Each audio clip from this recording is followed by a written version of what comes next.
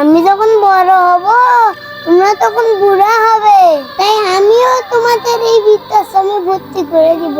বুদ্ধিটা ভালো নয় আপা? আচ্ছা আব্বু, আমরা প্রতি মাসে এখানে কেন আসি? তুমি জানো না এখানে তোমার দাদা দাদি থাকে? আমরা তোমার দাদা দাদিকে দেখতে আসি যাতে আমাদের দিকে খুশি হয়। এ আব্বু, দাদা দাদি কি মাসে একবার খুশি হলেই হয়? না, আসলে তোর দাদা দাদির বয়স হয়ে গেছে তো তোর দাদা দাদি এখানেই ভালো থাকে। এই জায়গাটার নাম বৃদ্ধাশ্রম। মানে ঘটনাটা হলো কি, আমরা তো বাসায় কেউ থাকি না, সবাই সবার মতো কাজে ব্যস্ত থাকি। এখন তোর দাদা দাদি বৃদ্ধা মানুষ, একলাই কি করে কি খায় না খায়। আর এখানে তোমার দাদা দাদির বয়সের অনেক লোক আছে যাদের সঙ্গে তারা কথা বলে, আড্ডা দেয়, খাওয়া দাওয়া করে, তাদের দেখাশোনা করার লোক আছে এখানে। ও আচ্ছা, তা আম্মু, আমার নানা নানিরও তো বয়স হয়ে গেছে, এটা ছুঁয়ে যাই। হ্যাঁ বেদব, কোথায় তোর নানা নানি আর কোথায় তোর দাদা দাদি? দেখ তো তোর নানা নানি কত স্ট্যান্ডার্ড, ভদ্রভাবে চলাফেরা করে, আর তোর দাদা দাদির কোনো পরিবেশ বোঝে, কোনো ভদ্রতা আছে? আরে বাবা, ঘটনা হলো কি, তোর মাও তো অফিস করে, আমিও অফিস করি, আমরা দুইজন একদমই সময় পাই না। আর তোর দাদা দাদি তো নোংরা, পরিবেশ বোঝে না। বাঘ মানে ঘরের মধ্যেই প্রসাব করে, পায়খানা করে, এগুলো দুর্গন্ধ করে। তো আমাদের অফিস থেকে তো আবার বিভিন্ন সময় অফিসাররা আসে, তো পরিবেশটা কেমন হয়ে যায় না। এই জন্যই আমরা তোর দাদা দাদিকে এখানে রেখে গেছি।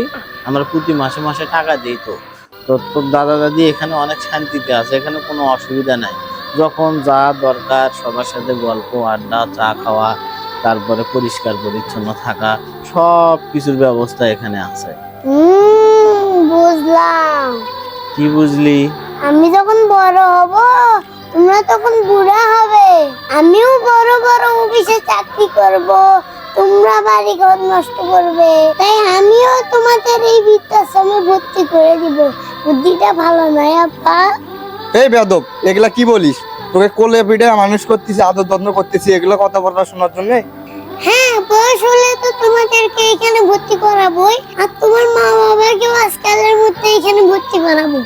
এইরকম শিক্ষা আমার ছেলে তোমার কাছ থেকে পাইছে, না হলে আমার ছেলে এরকম হওয়ার কথা না। শিক্ষা, শিক্ষা আজকে আমিও পাইছি।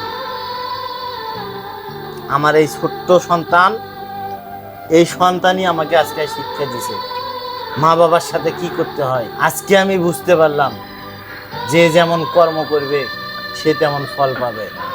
আজকে আমরা যেমন আমাদের মা বাবাকে বৃদ্ধাশ্রমে রাখছি, আমাদের সন্তানও আমাদেরকে বৃদ্ধাশ্রমে রাখবে। এটাই সত্য, এটাই বাস্তব। হ্যাঁ বন্ধুরা, আপা ঠিকই বলছে।